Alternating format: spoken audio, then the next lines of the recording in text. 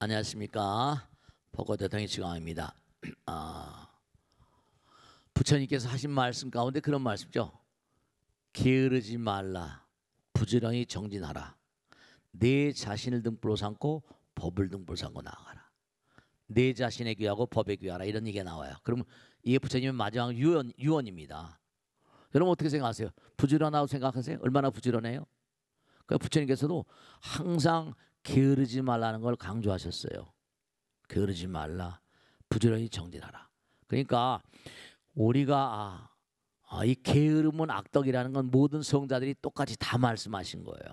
그래서 우리가 게으름을 이길 수 있는, 그래서 항상 정진하는, 게으르지 말라 부지런히 정진하라.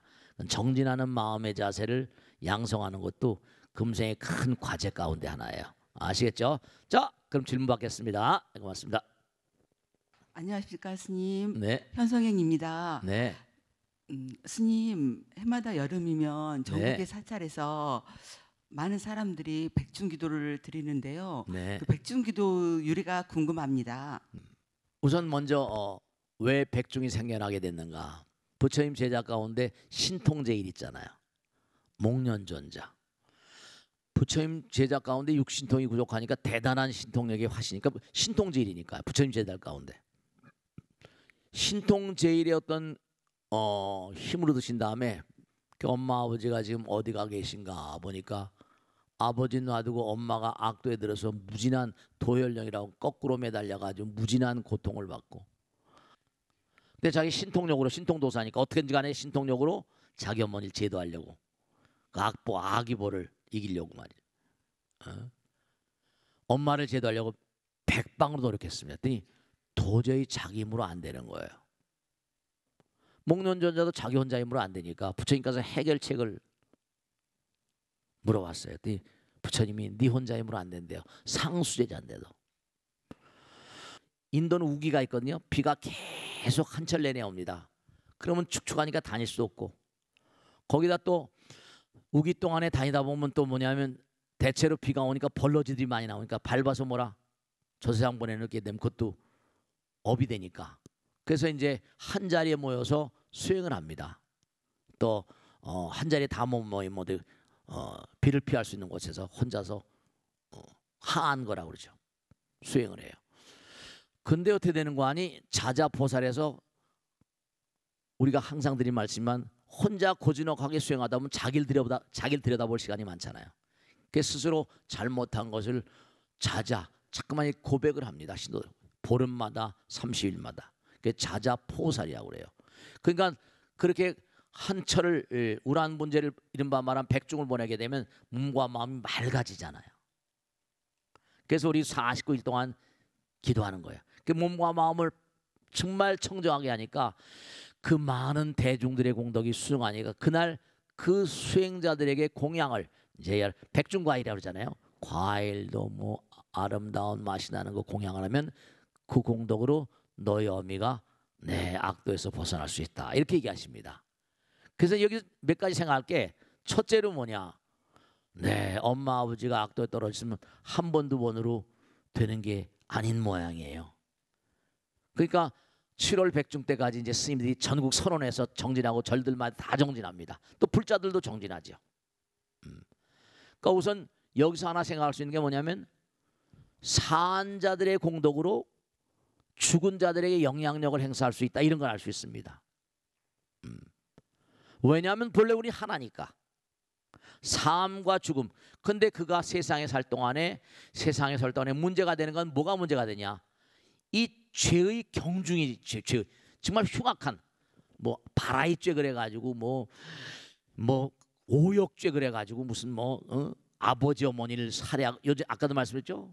뭐 아라한들을 그냥 괴롭히고 아프게 하고 막 아주 우리가 막 흉악범이에요. 그러니까 우리가 우란 문제에 대해서 꼭 생각해야 할 게 뭐냐면 정말로 사람과 사람마다의 스님들이 백종을 지내서 공덕이 수행해진다.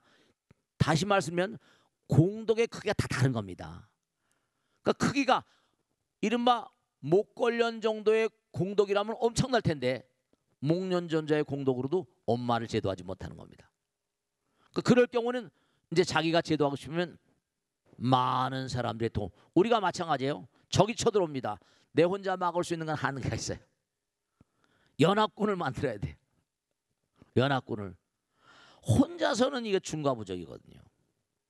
그렇기 때문에 이른바 우리가 삶을 살아가다 보면 이 우란 문제가 왜 이렇게 절들마다에 흥행을 하게 되고 절들마다에 다 이 우란 문제를 봉행하게 되는 거 아니니? 이게 우리의 효도 사상과 맥을 같이 하는데 부처님께서 말씀하신 효도 사상은 살아있을 때 올리는 효도를 세간효라고 그래요. 그 다음에 이 세상을 떠난 다음에 조상님들을 위한 효도, 대체로운 부처님 말씀대로 여러분 살아계신 엄마 아버지한테 얼마나 효도하셨어요? 또 우리 여러분 아들 딸들이 엄마 아버지 얼마나 효도하십니까? 우리는 부모님의恩공을 제대로 잘 몰라요.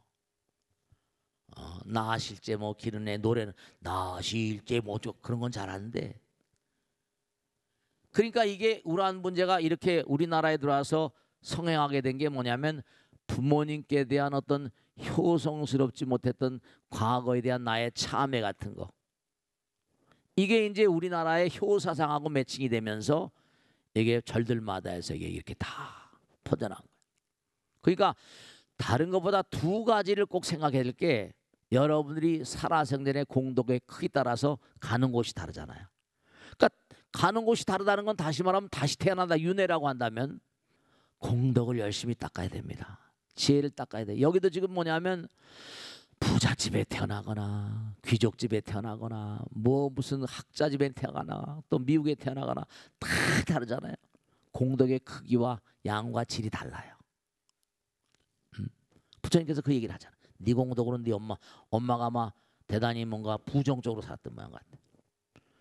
그러니까 공덕의 크기를 열심히 닦아야 되고 키워야 되고, 두 번째로 중요한 거는 정말 산 자들이 죽은 자들에게 정말 영향력을 행사할 수 있다. 우리는 하나니까.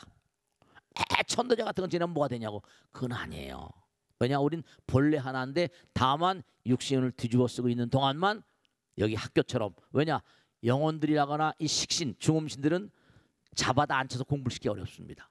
속도가 질주무변방이라 이게 픽픽 날아다니면 우주로 왔다 갔다 하니까 시간 공간이 없으니까, 그러니까 이렇게 인신난득 사람 몸 받는 것도 어렵다는 거죠. 그래서 여러분이 꼭 중요한 건 산 자들이 죽은 자들을 위해서 할 수 있는 대단히 중요한 그런 그 공덕이라는 걸 꼭 말씀드립니다. 우란 문제 열심히 봉행하세요. 큰 공덕입니다. 자, 다음 질문 하겠습니다. 네.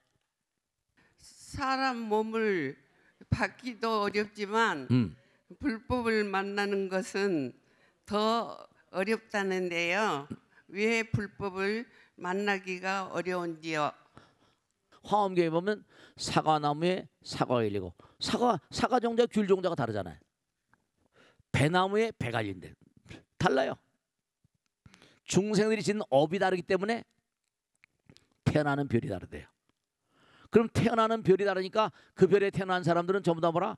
업이 유사한 사람들이 태어나요.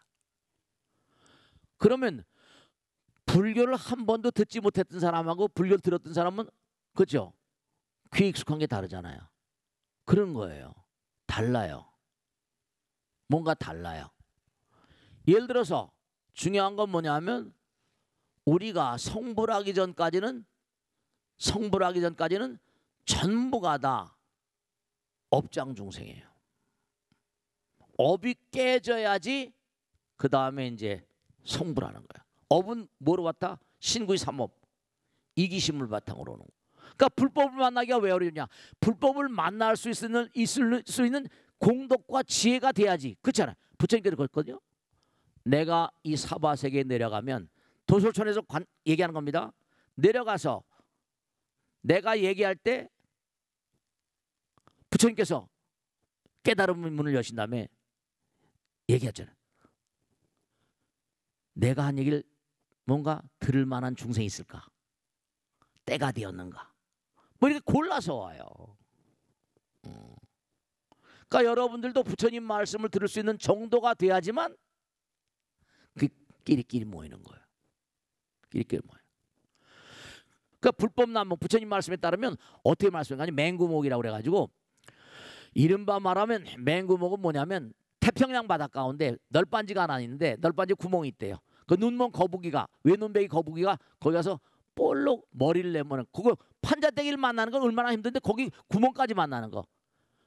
그렇게 힘들 인연을 만들 때 부처님 만난다는 거예요. 그러니까 우리가 부처님 여러분 그저 이렇게 법당에 오셨지만 부처님 만나는 게 얼마나 힘든가 하는 것은 여러분들이 뭔가 칭찬하는 게 아니라 그만한 몽고하니 근기가 있고 불태전의 마음이 있고 불태보리심이 있으니까 그 과거생에도 다 인연 따라 이상에서 만나서 만나는 것이다. 이렇게 말씀을 드릴 수 있습니다. 다음 질문 받겠습니다. 네. 안녕하세요, 스님. 네. 몇몇 사찰에서는 아직 탑돌이를 하고 있는데요. 네. 탑돌이의 의미가 알고 싶습니다. 우선 탑이라는 건 말씀이죠. 다른 어떤 건축물, 건조물하고 달라서 탑은 뭐라 한 층 두 층 싸가잖아요. 옛날에는 뭐 단층 건물이었었는데 지금은 몇 층씩 올라가잖아요, 그죠? 빌딩으로 그러지만 옛날에는 탑이라 그러면 높은 거였어서 그죠. 이렇게. 그리고 성자의 상징 같은 거였거든요. 탑은 우선 뭔가니 사리를 모시니까 탑 자체가 부처님이라고 그랬으니까. 근데 탑돌이 이 탑돌이는 뭐냐면 탑을 빙빙 돌잖아요. 근데 우리가 하나 꼭 생각할 건 뭐냐면 돈다는 거. 끊임없이 돈다는 거 뭐라 반복을 의미하기도 해요. 돈다는 것도 원형을 얘기해요. 원형의 전설. 달 같은 거, 해 같은 거 다 돌아요. 전부 다 돕니다. 그 돈다는 건 끊임없이 반복의 뜻이고 돈다는 건 원형. 원형은 뭐라 원만하잖아요. 그죠? 그리고 탑돌이가 재밌는 건 뭐냐면 손에 손을 잡고 아니면 그냥 쭉 돌잖아요. 그죠? 친목도 돼요. 친화도 되고.